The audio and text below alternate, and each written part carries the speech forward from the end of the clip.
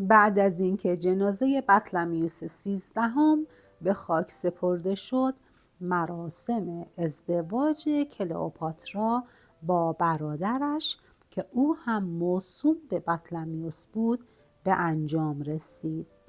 3 ماه بعد از مرگ پدر کلئوپاترا، شبی در اتاق خانم خود بودم و چون هوا تاریک می شد و شب فرود می آمد، کنیزان چراغ افروختند و به اتاق آوردند. در آن وقت خواجه‌ای وارد اتاق شد و گفت: وزرای سگانه مصر می‌خواهند برای کاری با اهمیت به حضور ملکه برسند. کلئوپاترا که زوجه برادر خود شده بود، عنوان رسمی ملکه مصر را یافت و همه او را با عنوان ملکه می‌خواندند. از روزی که کلئوپاترا ملکه شد تا آن روز اتفاق نیفتاده بود که وزرای مصر بعد از فرود آمدن تاریکی نزد ملکه بیایند و راجع به کارهای کشور با او صحبت کنند. من وقتی شنیدم وزرا قصد دارند ملکه را ملاقات کنند، به راه افتادم تا از اتاق خارج شوم. ولی کلئوپاترا گفت: شرمیون، کجا میری؟ توقف کن. کار وزرای مصر هر قدر هم با اهمیت باشه، من تو رو نامحرم نمیدونم و میتونی اینجا بمونی و اظهاراتشون رو بشنوی. من توقف کردم. وزرا وارد شدند و مقابل ملکه مصر کمر خم کردند و سر را تا نزدیک زمین فرود آوردند و بعد از این که برخاستند، کلئوپاترا از آنها پرسید: این کار با اهمیت چیست که شما در این موقع تقاضای ملاقات کردید و نزد من آمدید؟ یکی از آنها که بزرگتر از 2 وزیر دیگر بود، نظری به من انداخت و به زبان حال پرسید: آیا میتواند اسرار مهم کشور را در حضور من بگوید یا نه؟ کلئوپاترا متوجه مفهوم نگاه او شد و گفت: شرمیان از کودکی با من بزرگ شده و محرم من است.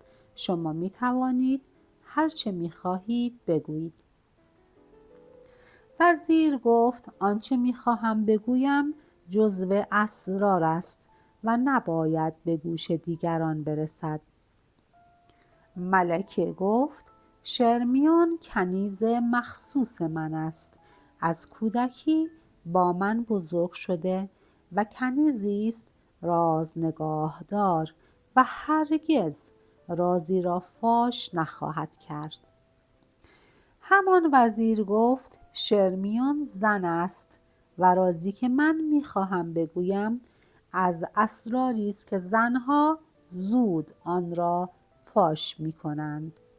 کلئوپاترا گفت: من به شما اطمینان میدهم که شرمیون با این که زن است راز شما را فاش نخواهد کرد. وزیر گفت: ای ملکه، تا از روزی که با شوهرت ازدواج کرده ای، حتی یک شب او را در خوابگاه خود نپذیرفته ای. هر شب هنگام خوابیدن برادرت به سوی اتاق تو می آید و می خواهد وارد اتاق شود، ولی تو در اتاق را از داخل می بندی. این عمل تو برخلاف رسوم و شرایع است و با ادامه این وضع ملت ناراضی خواهد شد، برای اینکه مصر ولیعهد نخواهد داشت و برادرت هم ناراضی می شود. برای اینکه نمیتواند از این زناشویی رضایت داشته باشد. کلئوپاترا گفت با اینکه یک دلیل جهت متقاعد کردن شما کافی است، من 2 دلیل ارائه می دهم. دلیل اول این است که من یک یونانیم و ازدواج برادر با خواهر را یک عمل غیر طبیعی و وحشیانه می دانم و شما 3 نفر هم که یونانی هستید باید گفته مرا تصدیق کنید. وزیر ارشد گفت ما از لحاظ نژادی یونانی هستیم ولی وزیر کشور مصریم.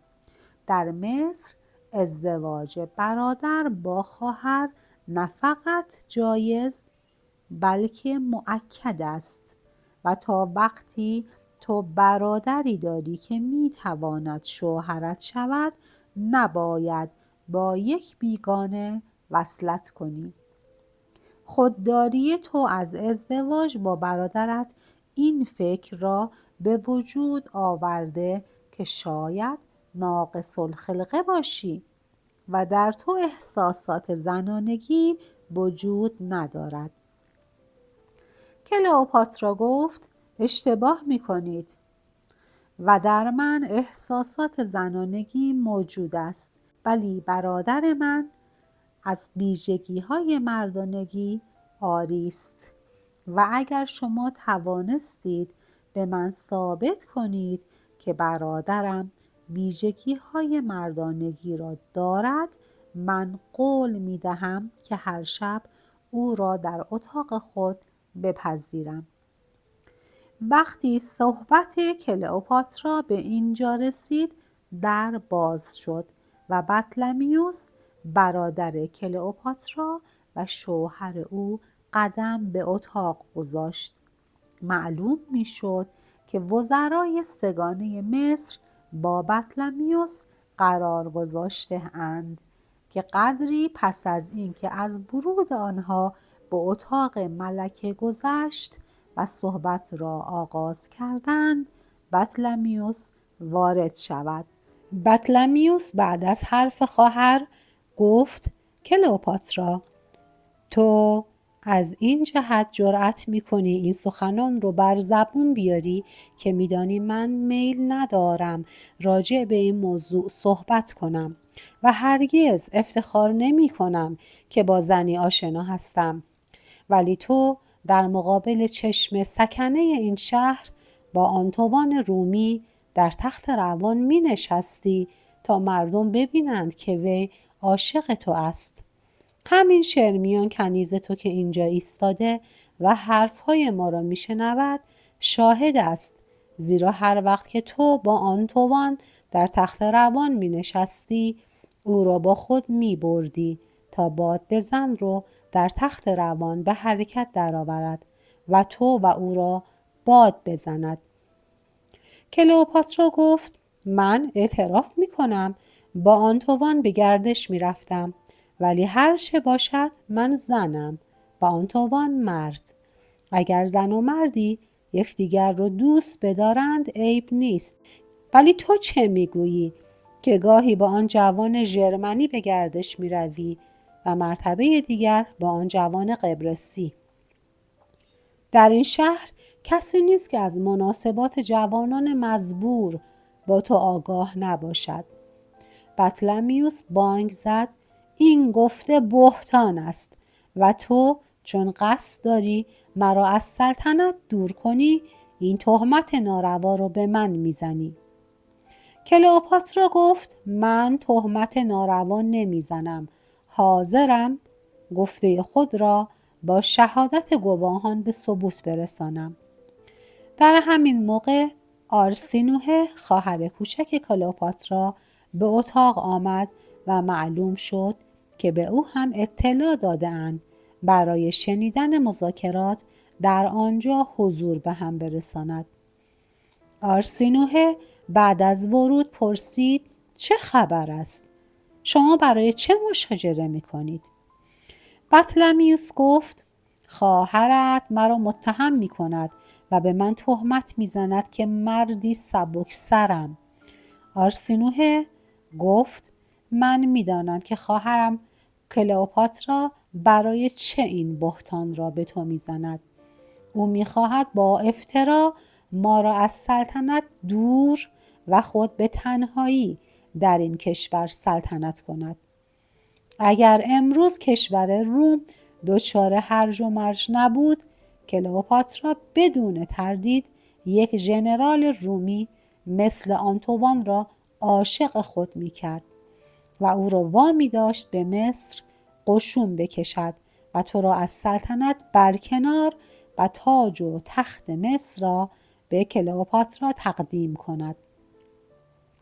کلئوپاترا گفت آرسینوه تو هنوز دختر بچه‌ای و این حرفها از دهان دختری مثل تو عجیب است. بیشک دیگران این حرفها رو به تو آموخته‌اند و به همین جهت من از تو رنجش ندارم، چون میدانم سایرین به تو تلقین کردند. بطلمیوس گفت این صحبتها اشکال را رفع نکردند و تو ای کلئوپاترا هنوز موافقت نکرده ای که مرا به اتاق خود راه بدهی. در شبهای گذشته هر بار که من میخواستم وارد خوابگاه تو شوم در را به رویم بستی. کلئوپاترا گفت تو میدانستی که من تو را به خوابگاه خود راه نخواهم داد و با علم به این موضوع به طرف خوابگاه من می آمدی تا بتوانی این مسئله را دستاویز قرار دهی و با من خصومت کنی. بطلمیوس گفت در این صورت تکلیف من چیست؟ کلئوپاترا جواب داد تکلیف تو این است که به طرف خوابگاه من نیایی و توقع نداشته باشی که مناسبات من و تو مناسبات عادی زناشویی باشد، برای اینکه شوهر من باید شخصی غیر از برادرم باشد. بطلمیوس گفت من میدانم که چشم تو به دنبال آنتوان است و انتظار داری که او بیاید و مناسبات خود را با آن مرد رومی از سر بگیری، ولی آنتوان دیگر نخواهد آمد. کلئوپاترا گفت برادر تو فکر میکنی من از این جهت تمکین نمی کنم که آنتوان را میخواهم؟ چه آنتوان باشد چه نباشد من تمکین نخواهم کرد، زیرا نفرت دارم که برادرم شوهر من باشد و پسری که از طفولیت با من بزرگ شد همبستر من شود. نه، من این زناشویی را نمیپذیرم. بطلمیوس گفت آیا همبستر شدن با آنتوان را میپذیری؟ کلئوپاترا اظهار کرد مناسبات من با آنتوان مناسبات دوستانه است، ولی هرگاه غیر از این هم باشد منفور من نخواهد بود، زیرا آنتوان نه برادر من است و نه یک مرد سبکسر و جلف. وزرای سگانه مصر و بطلمیوس و آرسینوه از اتاق بیرون رفتند و پس از خروج آنها کلئوپاترا به من گفت شرمیون قلب من گواهی می دهد آنتوان خواهد آمد. گفتم که خانم من هیچ چیز را از من پنهان نمی کرد و من به همه اسرار خصوصی او وقوف داشتم و از جمله مطلع بودم که آنتوان را دوست می دارد. من هرگز روزی رو فراموش نمی کنم که کلئوپاترا برای اولین مرتبه به اتفاق آنتوان به گردش رفت و من هم در تخت روانی که حامل اونها بود حضور داشتم و آن دو را باد می زدم. 16 تن از غلامان تخت روان را حمل می کردند و لباس متحد و شکل بر تن داشتند. لباس آنها عبارت بود از یک لنگ ارغوانی دارای مفتول دوزی نقره و یک کفش که با تسمه‌های سفید رنگ به پا بسته می‌شد و تسمه‌های کفش به طور مارپیچ اطراف ساق پا را می‌گرفتند و یک شال سبز رنگ که چون حمایل می‌بستند و در موقع استراحت آن را می‌گشودند و عرق بدن را خشک می‌کردند.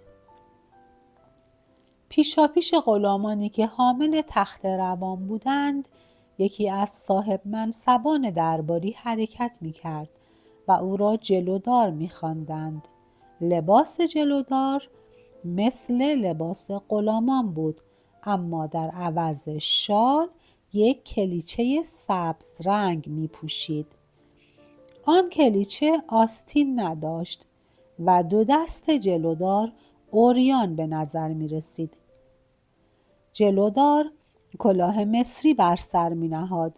همه می دانند که کلاه مصری دارای طیلسان است. گردن را می پوشاند و مانع از این می شود که از قفا آفتاب بر گردن و صورت بتابد. جلودار پیوسته یک چماق کوتاه به دست می گرفت که از چوب بود، اما روی آن را مطلا می کردند. چماق مزبور علامت مرتبه و شغل جلودار به شمار می رفت و وقتی مردم در خیابانها جلودار را با لباس و چماق مخصوص می دیدند، کوچه می دادند و عرابه ها کنار می رفتند تا تخت روان بتواند بدون معطلی عبور کند. کلئوپاترا بدون اسکورت در خیابان‌های اسکندریه حرکت می‌کرد و آن روز هم که برای اولین مرتبه با آنتوان سوار تخت روان شد تا شهر را به وی نشان بدهد، بدون اسکورت حرکت می‌کرد. کلئوپاترا نه فقط خیابان‌ها و عمارات اسکندریه را خوب می‌شناخت، بلکه راجع به سوابق آنها اطلاعاتی زیاد داشت، طوری که بعضی اوقات سوابق تاریخی خیابان‌ها را هم برای آنتوان می‌گفت و آن ژنرال رومی حیرت می‌کرد که چطور دختری جوان آن همه اطلاعات دارد و همه جا را به خوبی می‌شناسد. فراموش نمی کنم اولین چیزی که سبب حیرت آنتوان شد عرض خیابان‌های اسکندریه بود، چون در خیابان‌های درجه اول اسکندریه 12 عرابه می توانند کنار هم حرکت کنند. بعد از عرض خیابان آنچه سبب حیران آنتوان شد شیرهای آب و لوله بود و پرسید این آب که از شیرها جاری است از کجا می آید؟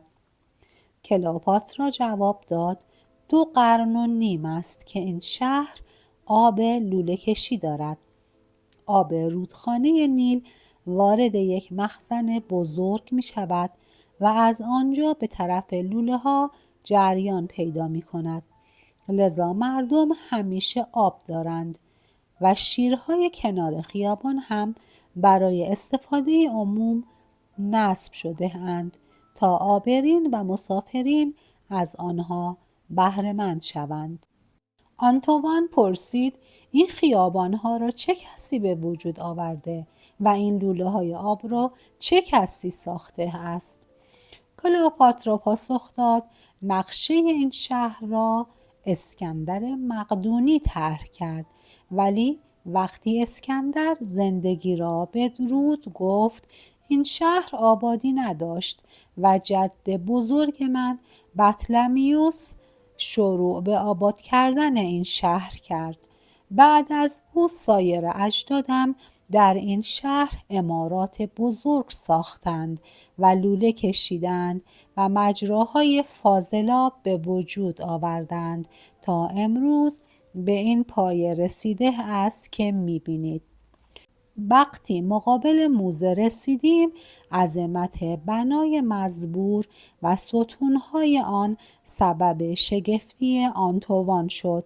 او پرسید اینها کیستند که روی پله های این عمارت نشسته اند و به صحبت شخصی که بالاتر از دیگران نشسته است و حرف میزند گوش میدهند. کلئوپاترا گفت اینجا موزه است که به اسم موز خدای هنر ساخته شده است. اینها که میبینید فیلسوف هستند و شخصی که صحبت میکند رئیس آنهاست. اینها هر روز در اینجا جمع میشوند و به سخنان استاد خود که همان ناطق است گوش میدهند. آنتوان پرسید فیلسوف یعنی چه؟ کلئوپاترا گفت فیلسوف یعنی کسی که میکوشد مشکلات دنیا را با بحث حل کند. آنتوان گفت ملت روم نتوانست مشکلات دنیا را با لژیون حل کند. اینها چطور میخواهند مشکلات جهان را با حرف حل کنند؟ کلئوپاترا گفت اینها فکر میکنند اگر نتوانند مشکلات دنیا را با حرف حل کنند توضیحی برای آن پیدا خواهند کرد و یافتن توضیح آنها را قانع خواهد کرد. آنتوان پرسید آیا هر کسی میتواند روی این پله ها بنشیند و به سخنان مدرس گوش بدهد؟ کلئوپاترا گفت نه، جلوس بر این پله ها و شنیدن سخنان استاد مستلزم این است که 2 نفر از فلاسفه یا شاگردان آنها تصدیق کنند که مستمع دارای ذوق فلسفی است و البته سواد خواندن و نوشتن را هم داشته باشد. آنتوان از کلئوپاترا خواهش کرد که تخت روان را نگه دارد تا وی لختی به سخنان استاد گوش بدهد و بفهمد که وی چه میگوید. تخت روان متوقف شد ولی آنتوان پیاده نشد. مدرس بدون اینکه توجهی به آنتوان کند و مثل اینکه او را نمی‌بیند به گفتار ادامه داد و من شنیدم که از افلاطون صحبت می‌کرد و او را عقل کل می‌دانست، ولی عقیده داشت که بعضی از نظریه‌های وی را باید با وضع زمان تطبیق کرد.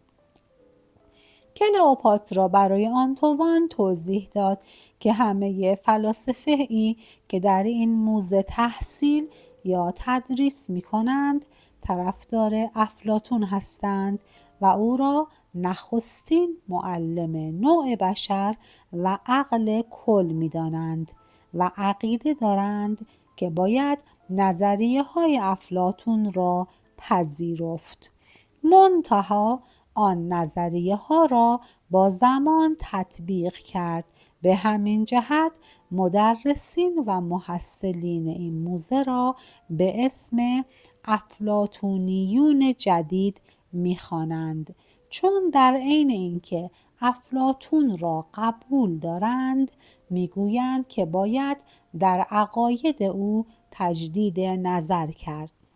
آنتوان گفت بهتر است برویم، زیرا من همانطور که از افلاطون چیزی نفهمیدم از افلاطونیون جدید هم چیزی نمیفهمم. کلئوپاترا امر کرد غلامان راه بیفتند. ما به راه افتادیم و بعد از اینکه از موزه گذشتیم آنتوان به یک عمارت سفید رنگ بزرگ که نمای خارجی آن شبیه به یک سیرک بود اشاره کرد و پرسید اینجا کجاست؟ کلئوپاترا گفت اینجا همان مؤسسه است که در سراسر جهان منحصر به فرد بوده و نظیر ندارد. آنتوان پرسید آیا این مؤسسه بی‌نظیر و منحصر به فرد نامی ندارد؟ کلئوپاترا گفت چرا؟ اسم این مؤسسه کتابخانه است. آنتوان پرسید کتابخانه به چه کار می آید؟ کلئوپاترا گفت کتابخانه علوم و صنایع و آزمایش‌های والدین را به فرزندان آنها منتقل می کند. بر اثر وجود کتابخانه با مرگ اشخاص، علوم و آزمایش‌های آنان از بین نمی روند و مثل این است که نمرده اند و زنده اند و نسل‌های جوان را از علوم و صنایع و آزمایش خود برخوردار می کنند. ملتی که کتابخانه داشته باشد نمی میرد. مللی که مردند و از بین رفتند آنهایی بودند که کتاب و کتابخانه نداشتند. داستان زندگی اسرارآمیز کلئوپاترا رو در قسمت‌های بعد دنبال کنید. برای قسمت‌های بعدی منتظر بمونید. حتما کانال رو سابسکرایب کنید و زنگوله رو فعال کنید تا هیچ قسمت جذابی رو از دست ندید.